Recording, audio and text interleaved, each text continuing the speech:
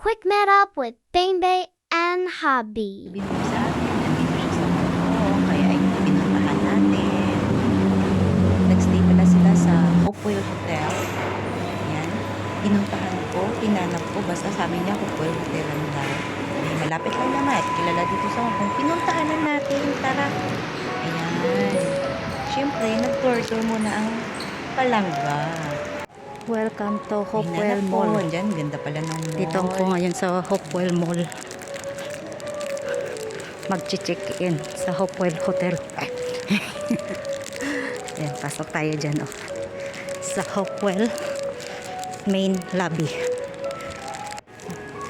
Level 2 pala ko ngayon. Ayan, may bakery dito. May bakery pala dyan, naiwan bakery. Pasok tayo Habang dyan sa naghihintay sa lobby, pwedeng kumain. elevator. 9th floor. Tsaka, umakyat pa ako sa lift, sa taas pa. Habang naghihintay, nagmuni-muni muna. Ang ganda ng lobby nila sa taas. Kung nasabihin ko ng floor, ayan, nagkita na rin kami. Siyempre, may pa-room tour pa tayo. Ayan, binuksan na ni hubby niya. Charing! Ay, ang ganda.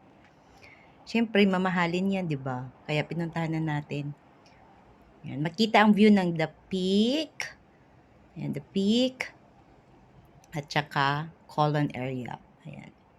Siyempre, nagchismisan pa kami dyan. Punta kayo dito, punta kayo dyan. Oo. Tapos ano na daraha. Kasi 10 days pa naman Nami sila eh. dito. So, enjoy! Kaya mo sino? Sa ayuda, Yun na nga, kumain kami early kasi morning, nagutom sila. early blessing, Mula kagabi. Ayan. good Chinese people, food sa kanila sa akin. more Siyempre, blessing, tinapay. mga gawa, enjoy sa trip Ang nyo sarap ng libre.